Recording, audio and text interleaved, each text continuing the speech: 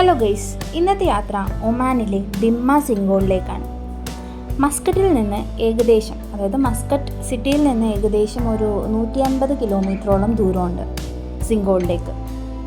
Muscat governorate തന്നെയാണ്. മസ്കറ്റിൻ്റെ eastern പാർട്ടിലാണ് സിംഗോൾ സ്ഥിതി ചെയ്യുന്നത്. അപ്പം പോകുന്ന വഴി കംപ്ലീറ്റ് ഈ പറഞ്ഞ ബ്രൗൺ മൗണ്ടെയ്ൻസ് ആണ്. അത് തന്നെ ഒമാൻ്റെ ഒരു ട്രേഡ് മാർക്കാണല്ലോ, ഫുൾ ബ്രൗൺ മൗണ്ടെയ്ൻസ് ആണ്. നമ്മുടെ കേരളവുമായിട്ട് ഏറ്റവും സാമ്യമുള്ളൊരു രാജ്യമാണ് ഒമാൻ എന്ന് പറയുന്നത്. ഇവിടുത്തെ ആ ബ്രൗൺ മൗണ്ടെയ്ൻസിന് പകരം പച്ചപ്പുള്ള മൗണ്ടെയ്ൻസ് ആണെങ്കിൽ അത് കേരളമായി.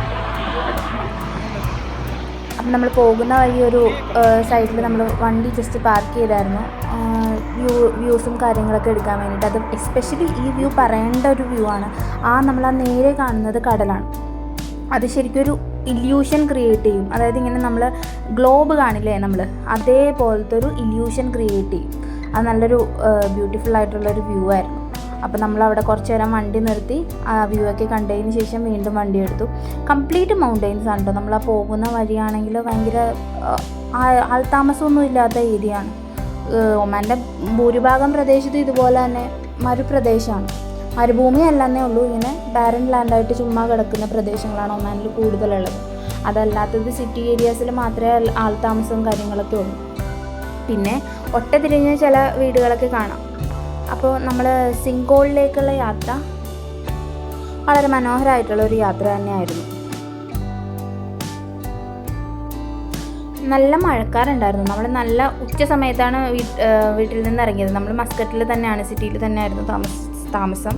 അപ്പോൾ അവിടെ നിന്ന് ഏകദേശം ഞങ്ങളൊരു 1 മണിയോടുകൂടി തന്നെ ഇറങ്ങിയെങ്കിലും നല്ല മഴക്കാറുണ്ടായിരുന്നു. നല്ല ക്ലൗഡി ആയിട്ട് നിൽക്കുന്ന ഒരു സമയമായിരുന്നു. ഞങ്ങൾ ഡിസംബർ മാസത്തിലാണ് പോയത്.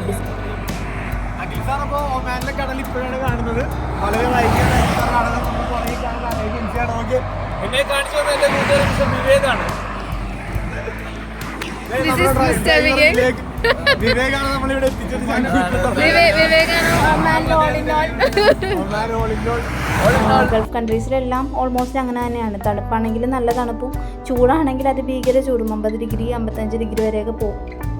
അപ്പോൾ നമ്മൾ ആ പോകുന്ന വഴിയിൽ ആ ഒരു മൗണ്ടെയ്ൻസിൻ്റെ കളറ് മാറും. അതായത് നമ്മൾ നേരത്തെ കണ്ട മൗണ്ടെയ്ൻസിൻ്റെ കളറല്ല ഇപ്പോൾ കാണുന്ന മൗണ്ടെയ്ൻസിന്. ബ്രൗൺ കളർ തന്നെ, പല വെറൈറ്റി ഓഫ് ബ്രൗൺ ഷെയ്ഡാണ് അവിടുത്തെ മൗണ്ടെയ്ൻസിനുള്ളത്. ഇത് കുറച്ചുകൂടി ഒരു ബ്ലാക്കിഷ് ഷെയ്ഡുള്ള മൗണ്ടെയ്ൻസാണ്. അപ്പോൾ ഇവിടുത്തെ റോഡിൻ്റെ കാര്യം പ്രത്യേകം പറയേണ്ടത് തന്നെയാണ്. വളരെ വളരെ വളരെ അടിപൊളി റോഡാണ്. നമ്മുടെ നാട്ടിലൊക്കെ വെച്ച് നോക്കുമ്പോൾ നല്ല റോഡാണ്.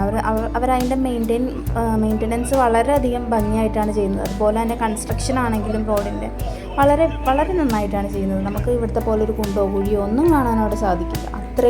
അത്രയും നല്ല കൺസ്ട്രക്ഷനാണ് റോഡിൻ്റെ. അപ്പോൾ നമ്മൾ നമ്മുടെ സ്പോട്ടിലെത്തി.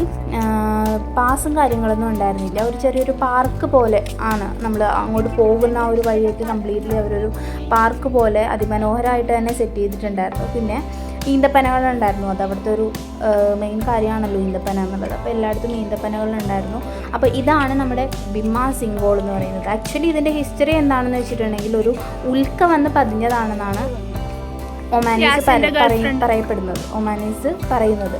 അപ്പോൾ ഉൽക്ക വന്ന് പതിഞ്ഞ ആ ഒരു സ്ഥലം ഇങ്ങനെ ഒരു ഹോള് പോലെ ആയിപ്പോയി എന്നുള്ളതാണ്.